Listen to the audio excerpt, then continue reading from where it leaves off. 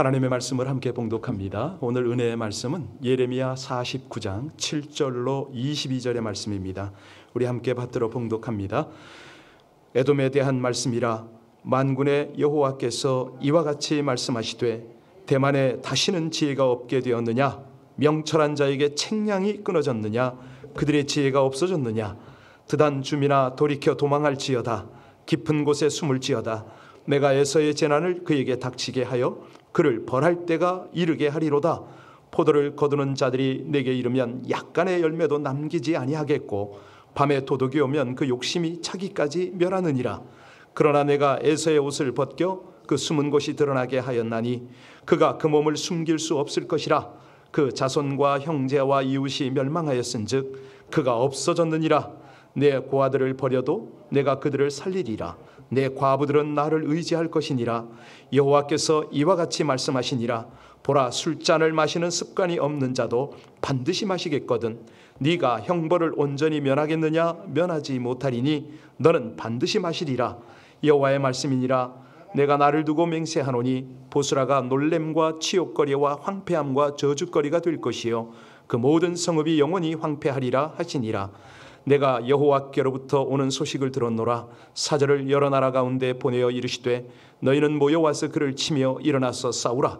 보라, 내가 너를 여러 나라 가운데에서 작아지게 하였고 사람들 가운데 멸시를 받게 하였느니라.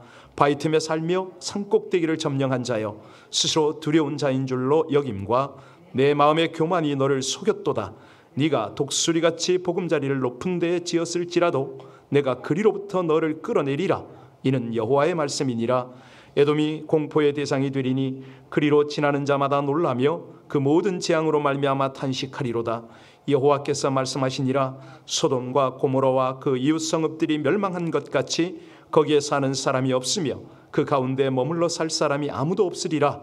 보라, 사자가 요단강의 깊은 숲에서 나타나듯이 그가 와서 견고한 처소를 칠 것이라. 내가 즉시 그들을 거기에서 쫓아내고 택한 자들을 내가 그 위에 세우리니 나와 같은 자 누구며 나와 더불어 다툴 자 누구며 내 앞에 설 목자가 누구냐? 그런즉 에돔에 대한 여호와의 의도와 대만 주민에 대하여 결심하신 여호와의 계획을 들으라. 양떼의 어린 것들을 그들이 반드시 끌고 다니며 괴롭히고 그 처소로 황폐하게 하지 않으랴. 그들이 넘어지는 소리에 땅이 진동하며 그가 부르짖는 소리는 홍해에 들리리라.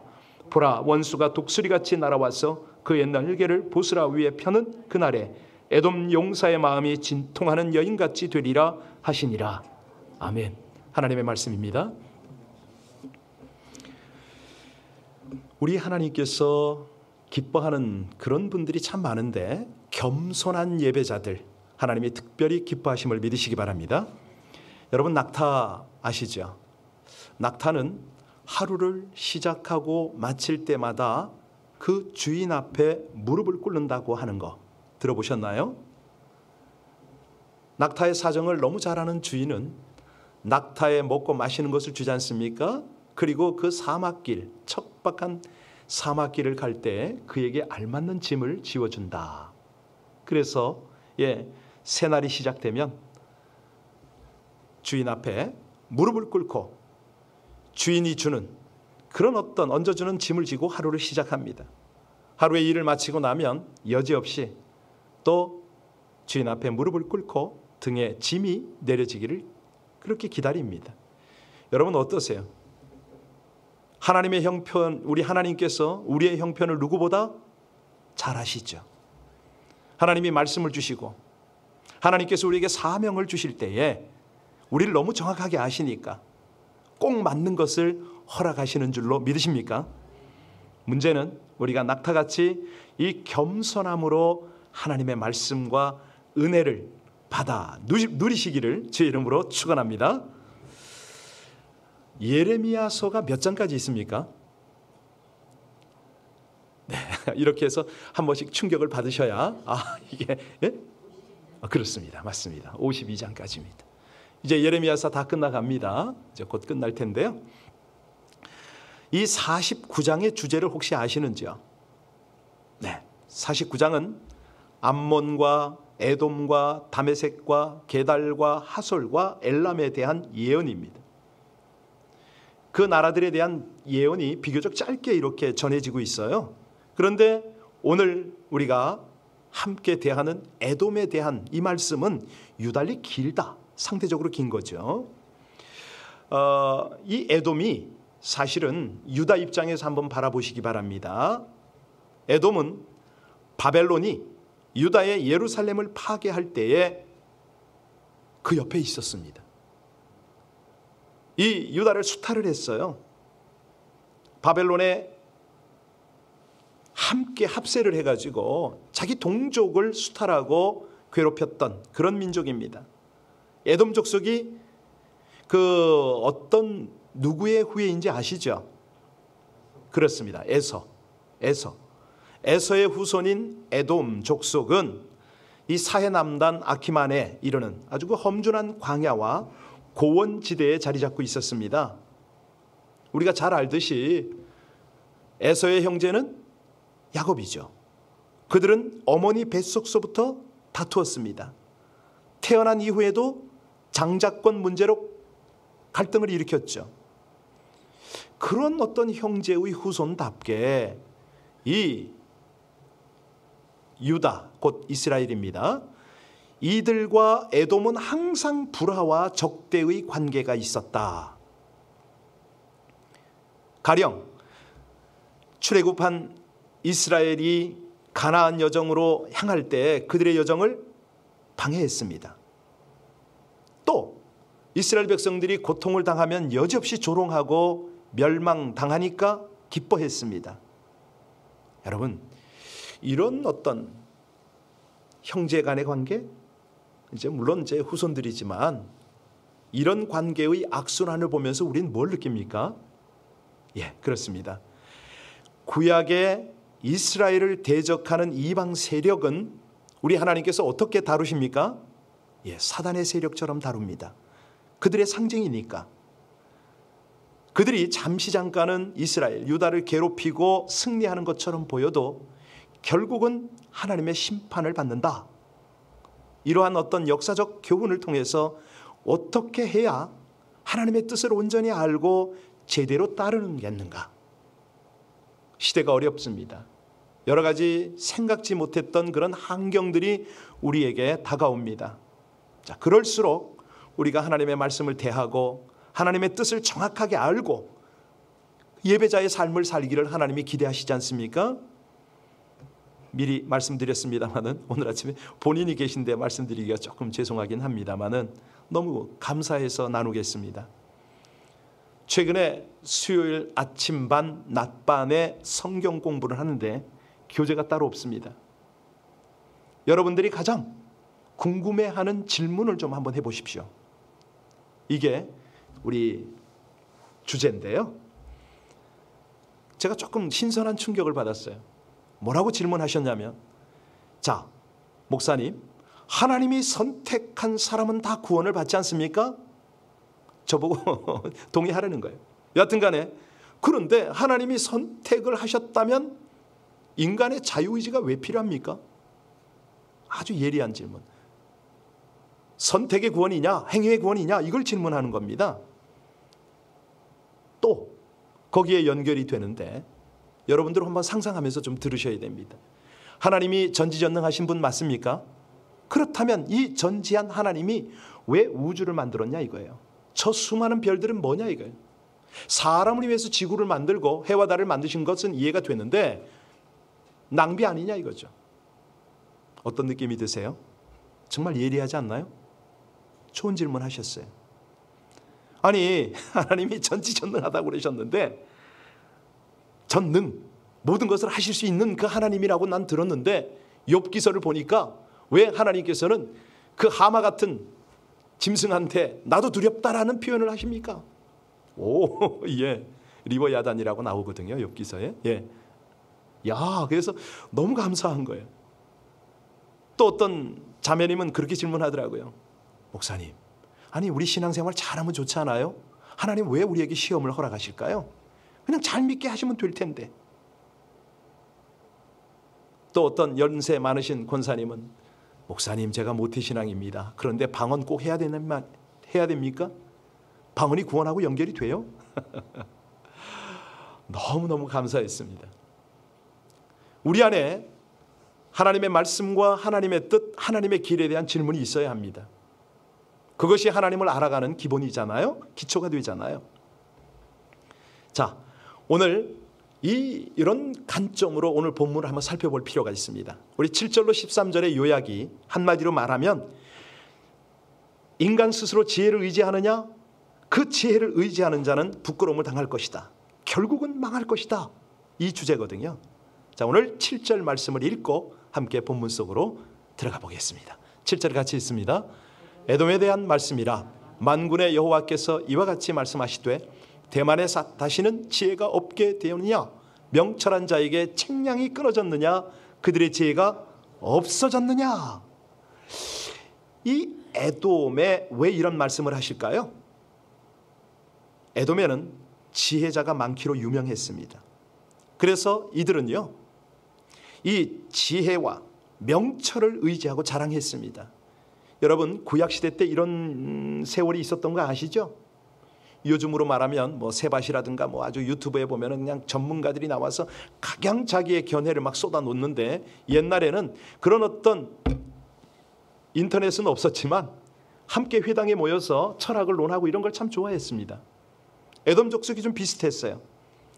아주 자기들의 지혜와 명철과 이런 것들을 자랑할 뿐만 아니라 그 좋은 머리로 안정되고 풍요로운 생활을 했어요. 근데 문제는 뭐냐면 주변에 전혀 도움을 주지 않는 거예요. 그야말로 자신들 잘난 맛에 살고 자신들의 배만 부르면 된다. 우리만 잘 살면 된다. 이런 생각을 했던 거죠. 여러분, 이게 맞습니까? 사람은요, 내가 잘 살기 위해서는 남을 도와야 됩니다. 자기가 망하지 않으려면 하나님 앞에, 세상 앞에 자신을 낮춰야 됩니다. 어려운 자를 도와야 되죠. 왜? 하나님은 그들의 하나님도 되니까. 이 사람의 지혜나 욕심이 짧은 순간에는 이기는 것 같습니다. 그냥 나름대로 모으는 것 같고 성공하는 것 같습니다. 그런데 결국은요, 하나님의 사랑이 없고 경건하지 않으면 과욕을 부리게 되죠. 망하는 지름길입니다. 그래서 하나님께서는 오늘 본문을 통해서 에돔이 지혜와 명철을 자랑하느냐, 세상 지혜를 따라가려고 하느냐, 이 말씀입니다. 여러분, 하나님께서 왜 이렇게 지혜 있는 자를 책망하실까요? 네, 지혜는 두 가지가 있죠. 세상 지혜와 하늘의 지혜입니다. 세상 지혜의 특징이 뭡니까? 허영입니다. 거짓입니다. 하나님을 무시하는 거죠. 진리를 무시하는 겁니다. 그러나 하늘로부터 오는 거룩한 지혜는 하나님을 알아가는 거죠. 교만, 또 죄, 이런 걸 두려워합니다.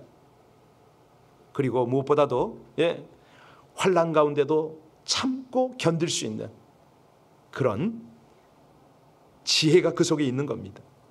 여러분, 우리 땅의 지혜보다 하늘의 지혜를 붙드시기를 주의 이름으로 축원합니다. 우리가 안정된 생활 좋습니다. 그런데 이거보다 더 중요한 건 뭐죠? 주권자 하나님을 의지하는 믿음이 더 중요한 줄로 믿습니다. 다른 사람의 약점을 파고들어서 성공하는 것보다는요, 그저 하나님이 주시는 것으로 만족하는 거죠. 하나님의 것으로 살아가는 거죠. 8절 한번 보시겠습니까? 우리 8절 같이 봉독합니다. 드단 주민아 돌이켜 도망할지어다. 깊은 곳에 숨을지어다. 내가 에서의 재난을 그에게 닥치게 하여 그를 벌할 때가 이르게 하리로다. 여기 보면 드단 주민은요, 아브라함의 첩 그두라에게서 낳은 아들 드단의 후손입니다. 이 에돔 족속에게 동화가 된 거예요. 함께 살고 있었는데 하나님은 예레미야를 통해서 말씀하십니다. 내가 에돔을 심판할 때 너희들 빨리 도망가라. 함께 망하지 말라는 거죠. 경고를 하고 있습니다. 9절에 보세요. 9절에 보면요, 하나님은 또 비유를 통해서 이 에돔을 철저하게 심판하실 것을 말씀하시잖아요. 본문을 보면 포도를 거둔 자, 이 비유가 나오는데 일반적으로 포도를 거둘 때에 그 열매를 어떻게 처리합니까? 마지막 과정은 가난한 자, 나그네, 그들을 생각해서 끝까지 다 따질 않도록 그렇게 하나님 말씀하셨잖아요. 얼마를 남겨놓으라는 거예요. 우리 9절 같이 읽겠습니다. 포도를 거두는 자들이 내게 이르면 약간의 열매도 남기지 아니하겠고 밤에 도둑이 오면 그 욕심이 차기까지 멸하느니라.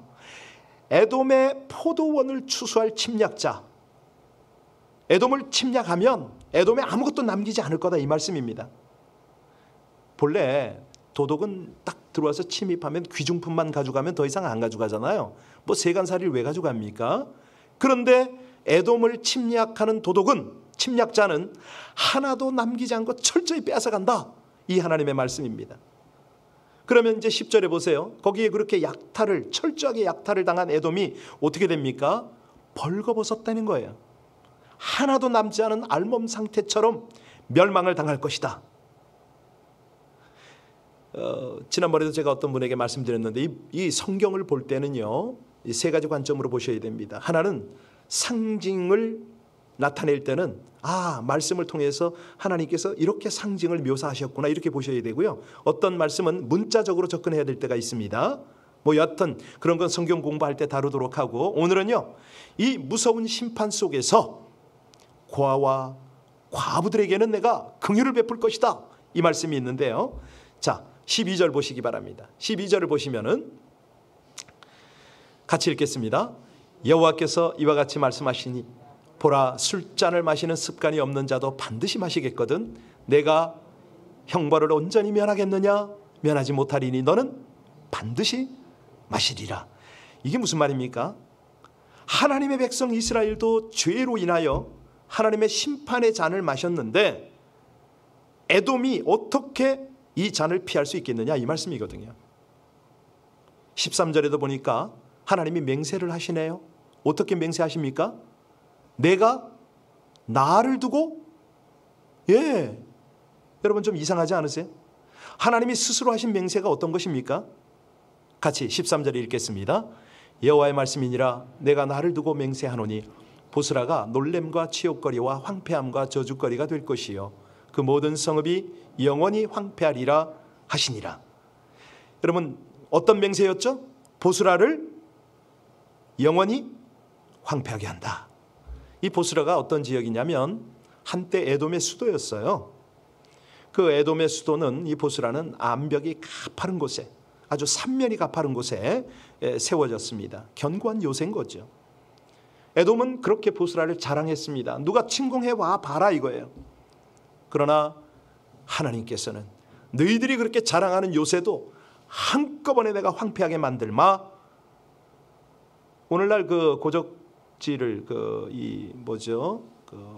유적지를 발굴하는 고고학이 있죠. 거기서는 거기를 부사이라라고 발굴해냈어요. 완전 황폐가 된 곳입니다. 여러분 이 말씀을 보면서 어떤 느낌이 있으세요? 혹시 요즘 같은 가을에 호수에 산들과 단풍들이 비춰지는 걸 좀 보셨나요? 우리에게 그런 여유가 좀 필요한데, 이 고요한 호수물에는요 가장 높은 물체들이 낮게 반영이 됩니다. 무슨 얘기냐면 산이 높을수록, 나무가 클수록 그들이 호수에 비춰지면 아주 작게, 짧게 그렇게 비춰집니다. 이게 이제 하나님의 어떤 영적인 원리와 함께 간다고 저는 그렇게 보는데요. 마찬가지입니다. 세상에서 가장 높은 것이 하나님 나라에서는 가장 낮은 것이다. 이해를 하시네요. 그렇습니다. 우리가 세상에서 금은 보석 찾잖아요. 하늘나라 가면 금은 어떤 재료인지 아시죠? 도로 포장하는 포장재입니다. 요즘 막 금괴 쌓느라고 난리신데 그렇습니다. 가끔 우리가 얼마 전에 보니까 누가 다이아몬드 찾으러 간다고 하더라고요. 진짜 다이아몬드를 가졌는데 인조 다이아몬드가 필요하십니까? 바로 그거예요.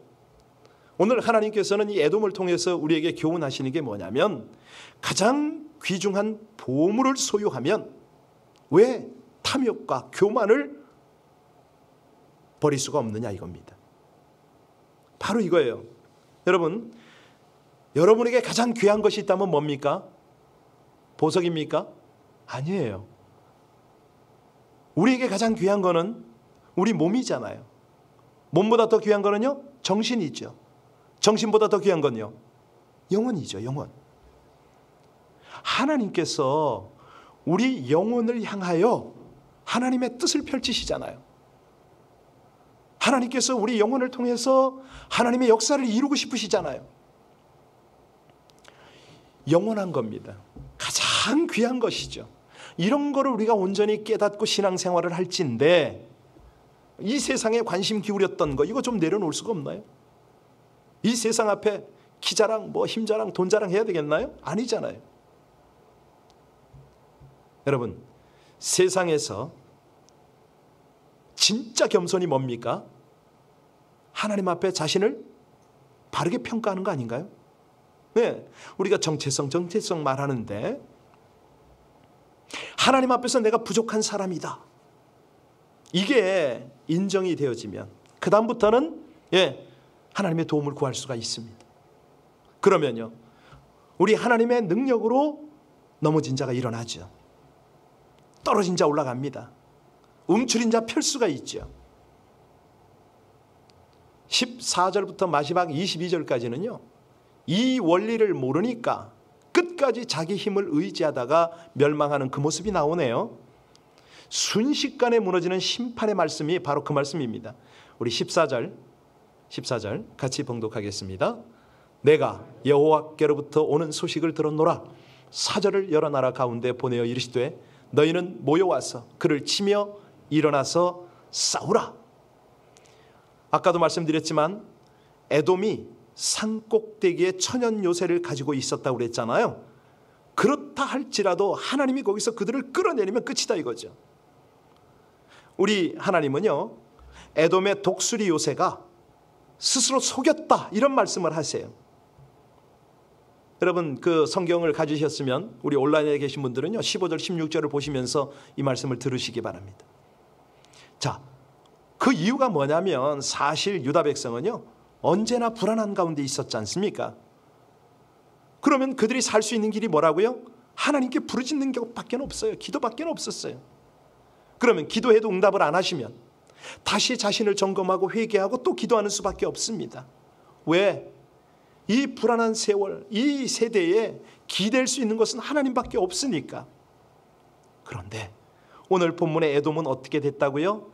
가장 안전한 바위성을 가졌기 때문에 하나님을 의지하지 않습니다. 남을 불쌍히 여기는 마음도 없다고 그랬습니다. 그래서 에돔 사람들은 그 당시에 가장 이기적인 사랑이 없는 그런 자들이 되고 말았습니다. 자, 이제 17절로 19절 말씀을 함께 볼까요? 17절로 19절 말씀 같이 봅니다. 에돔이 공포의 대상이 되리니 그리로 지나가는 자마다 놀라며 그 모든 재앙으로 말미암아 탄식하리로다.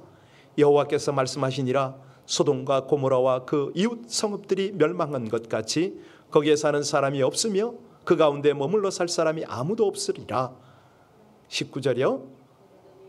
보라, 사자가 요단강 깊은 숲에서 나타나듯이 그가 와서 견고한 처소를 칠 것이라.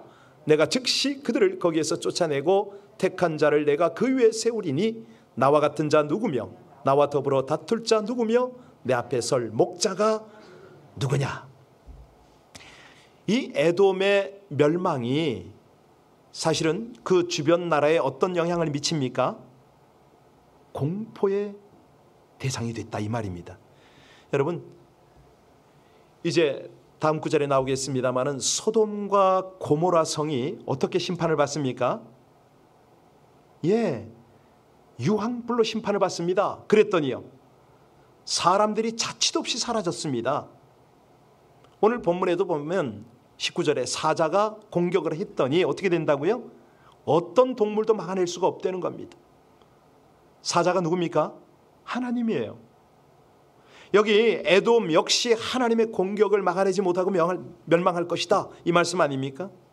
하나님이 행하시는데 누가 막습니까?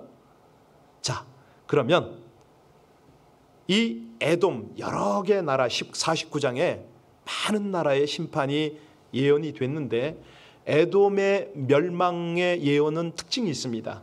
어떤 특징이 있죠? 이 에돔은요, 회복의 약속이 없어요. 완전 끝입니다. 끝. 그 내용이 20절로 22절입니다. 20절로 22절 같이 읽겠습니다. 그런즉 에돔에 대한 여호와의 의도와 대만 주민에 대하여 결심하신 여호와의 계획을 들으라. 양떼의 어린 것들을 그들이 반드시 끌고 다니며 그 처소로 황폐하게 하지 않으랴. 그들이 넘어지는 소리에 땅이 진동하며 그가 부르짖는 소리는 홍해에 들리리라. 보라, 원수가 독수리같이 날아와서 그의 날개를 보스라 위에 펴는 그날에 에돔 용사의 마음이 진통하는 여인같이 되리라 하시니라. 여기 자, 에돔 족속이 포로로 끌려간다는 말씀을 하셨습니다. 멸망이죠. 그들의 울부짖음이 어디까지 들린다고요? 예, 홍해까지 들린다. 특별히 에돔의 용사는 나름대로 용감하지 않겠어요? 용사들이 두려움과 공포로 해산하는 여인처럼 비명을 지를 것이다. 이게 22절 마무리입니다. 다시 말씀드립니다. 여기서 우리가 주목해야 될 사실이 뭐냐면 애굽과 모압 그리고 암몬은 회복을 하나님이 약속을 하세요. 그런데 에돔에게는요, 그 약속이 주어지질 않습니다. 실제로 이거는 우리 역사 속에 그렇게 기록이 됐습니다. 에돔은요, 나중에 이제 바벨론에게 정복을 당하거든요. 거기 그렇게 붙어서 함께 유다를 괴롭히다가 결국은 그 나라에게 정복당합니다. 이후에 신구약 중간 시대에는 사막 부족 나바티안 족속에 의해서 유다 남쪽으로 쫓겨나요. 그리고 BC 125년경에 이 마카비아 그 요한 힐키누스에 의해서 그 완전히 정복을 당하고요.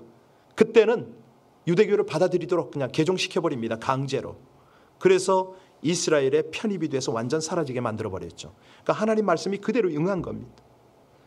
자, 이까지 어찌 보면은 우리와 전혀 상관없는 것 같고, 뭐 구약의 역사, 이스라엘의 역사를 우리가 이렇게 예배 시간에, 이 귀한 시간에 들어야 되느냐?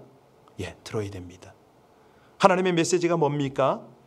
이 각 나라를 심판하실 수밖에 없는 공통점, 이거 놓치면 안 되거든요. 여러분, 왜 심판을 받았죠? 첫째는 하나님이 안 한 우상을 섬겼습니다. 둘째는요, 자신의 지혜, 자신의 능력을 의지했습니다. 이건 교만인 거죠. 지난 금요일에도 말씀드렸는데 유대인들은 어떻게 신앙생활하기를 원했습니까? 표적 보기를 원했어요. 그렇게 기적을 찾으려고 합니다. 그래야 내가 하나님 믿겠다는 거죠. 헬라인들은요, 철학 같은 지식을 통해서 하나님을 찾으려고 그렇게 노력을 했습니다. 그런데 여러분 한번 생각해 보세요. 우리 인간들이 원하는 기적, 우리들이 뭐 나름대로 쌓은 철학, 사실 오늘 이어령 교수님 얘기를 좀 하려다가 말았는데, 예, 그런 것들이 하나님 보시기에는 어떻습니까? 다 도토리 키재기고 어리석은 것들 아닙니까? 왜 미국입니까? 왜 미국은 청교도 신앙 외에 있다고 말합니까? 여러분, 맥킨리 대통령 아시죠? 이분이 미 합중국의 대통령으로서 선서를 할 때 선서식장에 가서 속으로 그렇게 중얼거렸답니다. 하나님 아버지, 저에게 지혜와 지식을 주셔서 저로 하여금 국민들 앞에 나아가서 그들 앞에 설 수 있도록 도와주십시오. 제 책무가 너무 막중합니다. 아니, 미국 최고의 지위에 오른 대통령이지만 그 책임에 대해서, 하나님 앞에서 자신의 책임에 대해서 절감을 하고 있었던 거죠. 그래서 그가 취임식장에서 무엇보다도 하나님의 도움을 필요로 하고 하나님의 지혜를 구하고 하나님의 능력을 구했던 거죠. 이 대통령이요, 취임식이 딱 끝났는데 그분이 그 뉴 잉글랜드 지역에 거기서 이제 소년 시절을 지냈다고 그래요. 이 소년 시절에 자기가 다니던 교회의 목사님, 모리슨 목사님을 만난 거예요. 이 모리슨 목사님이 대화 중에 뭐라고 그러냐면 대통령에게 하는 말이, 너는 너에게 부과된 커다란 책임을 가지고 있지만 미국인들의 사랑과 신뢰가 언제나 함께함을 기억을 해라. 그랬더니 이 대통령이 뭐라고 대답을 하냐면, 예, 저는 바로 선생님 자신과 모든 선한 이들의 기도를, 목사님과 모든 선한 이들의 기도와 동정을 받기를 원합니다. 중보를 요청했다는 거죠. 이겁니다. 이거. 예, 끝까지 겸손하면 하나님이 높여주시는 거죠. 교만하면요 여지없이 낮춰집니다. 그것이 바로 하나님의 지혜와 능력인데요. 하나님의 지혜와 능력은 교만한 자는 낮추고 겸손한 자는 높이신다. 오늘 저는 그렇게 설교를 마무리하려고 합니다. 미국의 오래된 그 시 중에 그런 거장의 손이 닿을 때라는 시가 있습니다. The touch of the master hand라고 이제 이런 어떤 시가 있는데요. 내용이 뭐냐면 낡은 바이올린이 나와서 경매가 붙은 거예요. 여러 사람이 금액을 부르는데 3불 이상 올라가질 않네요. 이때 한 노인이 나타났습니다. 그리고 그 그 바이올린을 보물 다루듯이 자신의 손수건을 꺼내서 구석구석 닦더니 이어서 현을 조이고 연주를 시작했습니다. 그 음악이 너무 황홀한 거예요. 한 곡을 끝내고 노인이 감에 깊은 음성으로 중얼거렸습니다. 바이올린을 보면서 잘 있었느냐? 내 사랑하는 아들아, 40년 만에 너를 만졌구나 하면서 또 한 곡을 연주를 한 거예요. 그리고 바이올린을 경매대 위에 올렸어요. 갑자기 경매 활기가 나타나더니 뭐 수천 불로 막 호가가 되는 거예요. 여러분, 사람들이 어찌 반응했습니까? 박수를 치고 환호를 하고 더러운 울기도 했답니다. 아니 도대체 어떻게 된 일이냐고. 아니 어쩌다가 3불짜리가 이렇게 값이 올라가느냐고. 그때 누군가 한마디를 했어요. 거장의 손이 닿았기 때문 아니요. 여러분 지금 무슨 얘기를 하고 있냐면 우리 인생이 어쩌면요 경매장에 놓여있는 낡은 바이올린처럼 사람들에 의해서 값싼 어떤 그런 흥정거리가 될지도 모릅니다. 왜냐하면 엉망이 된 몸, 정말로 지쳐있는 영혼, 나도 모르게 세상 지혜를 붙들고 교만하게 생활하는 이런 환경 속에서는요 몇 번을 경매에 붙여도 겨우 우리는 몇 불짜리밖에 되지 않는 낡은 바이올린 같은 그런 세월, 그런 어떤 신세가 될지 모릅니다. 그런데 우리 하나님 어찌하십니까? 그 거장이 어찌하십니까? 이 땅에 어린아이로 오셨잖아요. 십자가를 지셨잖아요. 피를 흘리셨어요. 우리의 모든 시험을, 우리의 교만함을 다 통감하시고 그것도 부족해서 그 피로 우리의 영혼을 깨끗하게 씻겨주시고 그러기 위해서 오셨어요. 여러분 그래서요 우리가 예배를 통해서 정말로 붙들어야 되는 건 뭐냐면 거장이신 그 주님의 손길을 우리가 붙들어야 됩니다. 그 하나님의 은혜에 겸손히 나를 맡기는 게 신앙 아닙니까? 그때 무슨 일이 벌어집니까? 교만한 인생, 누더기 같은 인생, 죄와 허물로 죽을 수밖에 없는 인생이 새로운 가치가 부여가 되잖아요. 사실은요 세상을 살아가는 대부분의 어리석은 군중들은, 많은 힘 있는 나라들은 이런 하나님의 뜻과 은혜를 결코 이해하지 못합니다. 거장이신 주님께서요 그렇게 귀하게 보시는 영혼의 가치도 모르고요 저들을 통해서 이루고자 하는 하나님의 세상을 알 수가 없습니다. 아니 아무리 하늘 보좌에서 가장 낮은 자리로 겸손하게 오셔서 세상 죄를 담당하신 십자가가 바로 예수 그리스도입니다 이렇게 얘기를 해도 못 알아들어요. 그러나 겸손한 사람들은 이 말씀을 쉽게 이해합니다. 받아들입니다. 그래서 하나님이 높여주시는 거죠. 교만한 인생을 낮추고 겸손한 그런 이들을 높여주시는 하나님의 은혜. 여러분 연약한 인생을 강건하게 하시고 어리석은 인생을 지혜롭게 하시는 그분, 영적 거장이 우리 여러분의 하나님이심을 믿으시기 바랍니다. 우리가 십자가를 붙들잖아요. 오늘도 겸손히 십자가 앞에 무릎을 꿇잖아요. 왜냐하면 십자가를 통해서 죄의 세력을 이기니까, 십자가 안에서 우리 육의 본성이 거듭나니까. 우리가 세상과 마귀의 세력을 이길 수 있는 방법이 뭐라고요? 십자가 권세, 그 능력을 덧입는 것밖에 없습니다. 율법과 사망의 법을 이기게 된 것이 바로 주님의 십자가 아닙니까? 죽음까지 이기셨으니까 다 이기셨어요. 그래서 바울 사도는 그런 고백을 합니다. 십자가의 도는 우리의 소망이고 능력이고 환희고 승리다. 오늘 예배를 마치면서요, 우리 마음속에 그게 좀 다져졌으면 좋겠어요. 야, 그렇구나. 정말 내가 하나님 앞에 십자가 앞에 무릎을 꿇을 때 하나님은 그 자녀를 가장 비천한 자리에서 존귀한 자리로 옮기시는구나.